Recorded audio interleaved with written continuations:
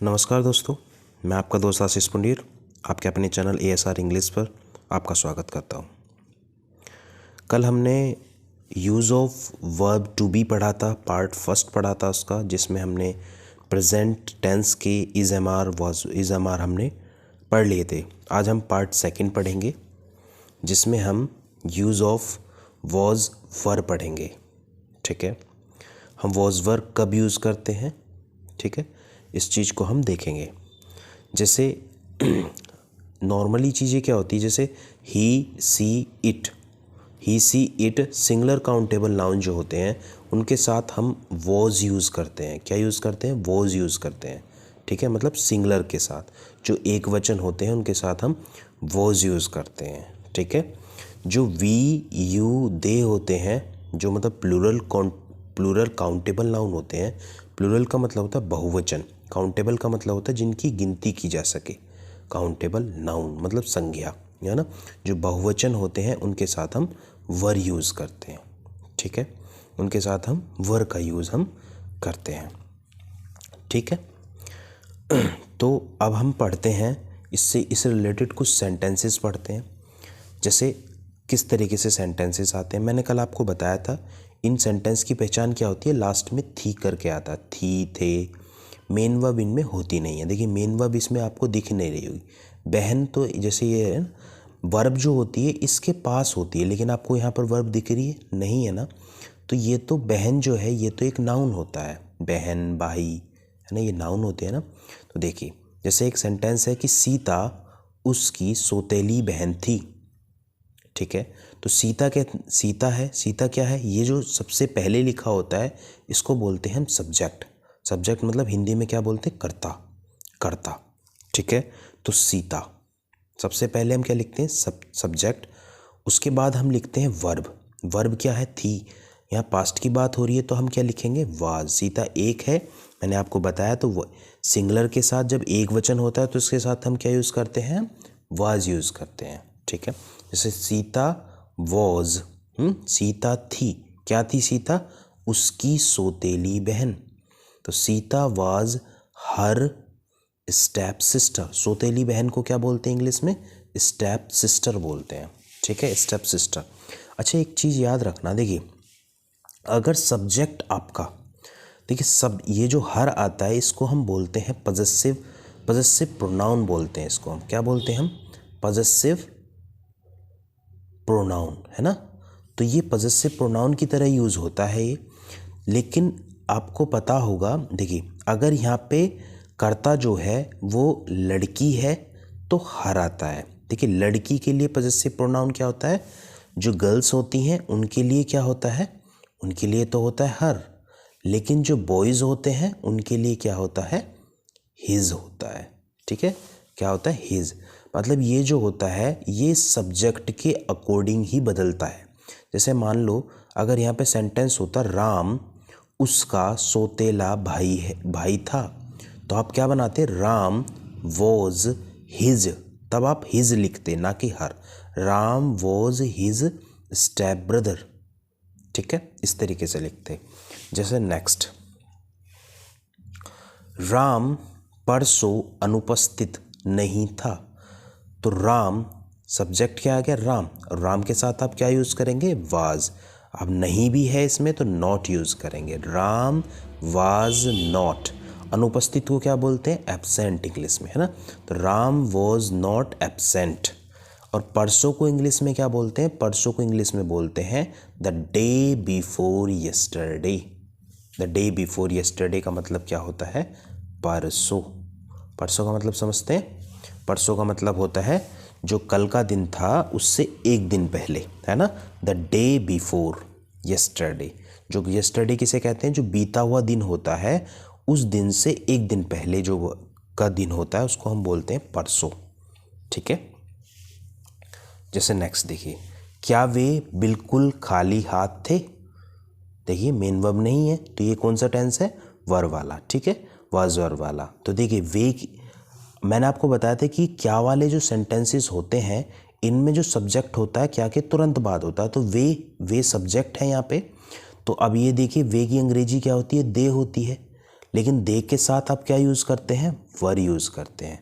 तो वर दे, ठीक है, क्या वे थे, है ना, तो क्या वे थे, वर दे, क्या वे थे, क्या थे वे, बिल्कुल खाली हाथ। देखिए बिल्कुल को इंग्लिश में बोलते हैं क्वाइट, तो वर दे क्वाइट, और खाली हाथ को इंग्लिश में बोलते हैं आउट ऑफ पॉकेट।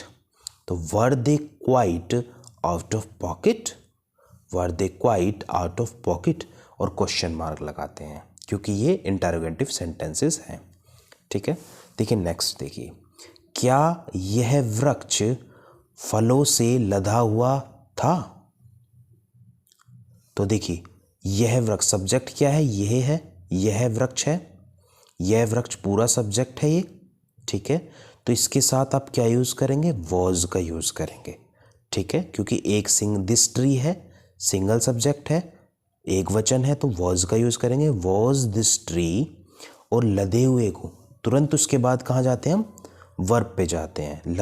लदा होने को क्या कहते हैं, इंग्लिश में लैडन बोलते हैं। लैडन का मतलब लदा होना, विद फ्रूट्स, फलों से। तो was this tree laden with fruits, ठीक है। नेक्स्ट, वह रात में कहाँ था, है ना। तो देखिए मैंने आपको बताया था कि यदि सेंटेंस के बीच में कहाँ, क्या, कैसे, कब, इस टाइप के वर्ड बीच में आते हैं तो उसे सबसे पहले लिखते हैं। तो क्या लिखते हैं, वेयर, ठीक है, वेयर स्टार्टिंग में लिखेंगे। उसके तुरंत बाद इसका स्ट्रक्चर क्या होता है, WH वर्ड, उसके तुरंत बाद आप हेल्पिंग वर्ब यूज़ करते हैं, और उसके तुरंत बाद आप सब्जेक्ट का यूज़ करते हैं, और सब्जेक्ट के बाद आप अदर वर्ड जो यूज़ होते हैं, अदर वर्ड का यूज़ आप करते हैं। अदर वर्ड अगर सब्जेक्ट ऑब्जेक्ट है तो आप ऑब्जेक्ट यूज़ कर सकते हैं, अदरवाइज़ आप जो भी चीज़ें, ठीक है। जैसे वो करा, वह रात में कहाँ था। तो देखिए वेयर, ठीक है, वह की बात हो रही, सब्जेक्ट तो आपका यही है, तो सब्जेक्ट के अकॉर्डिंग ही हेल्पिंग वर्ब आएगी। तो वेयर वॉज, ही के अकॉर्डिंग क्या आना चाहिए, ही सिंगल होता है तो इसके साथ वॉज आएगा। तो वेयर वॉज ही, आपको बताया मैंने, सब्जेक्ट के वर्ड हेल्पिंग वर्ब सब्जेक्ट, तो वेयर वॉज ही, ठीक है, मतलब कहाँ था वह, कहाँ था वह रात में, और रात में की इंग्लिश क्या होती है, इन द नाइट, और क्वेश्चन मार्क, ठीक है। नेक्स्ट देखिए अब हम देखते हैं कुछ, जैसे आपके विल बी शैल बी। देखिए एक चीज़ मैं आपको क्लियर कर देता हूँ कि जो विल बी शैल बी होता है, देखिए विल जो होता है ना, विल शैल, ये सब मोडाल्स होते हैं, और इनके साथ हमेशा वर्ब की फर्स्ट फॉर्म आती है। ये बी जो होती है ये आपकी फर्स्ट फॉर्म होती है, तो इनके साथ हमेशा जो मोडाल्स होते हैं, मोडाल्स कौन कौन से होते हैं, जैसे विल हो गया, शैल हो गया, कैन हो गया, कुड हो गया, है ना, वुड हो गया, शुड हो गया, जितने भी वर्ड होते हैं तो मोडाल्स होते हैं। इनके साथ हमेशा हमेशा चाहे कुछ भी हो फर्स्ट फॉर्म ही आती है।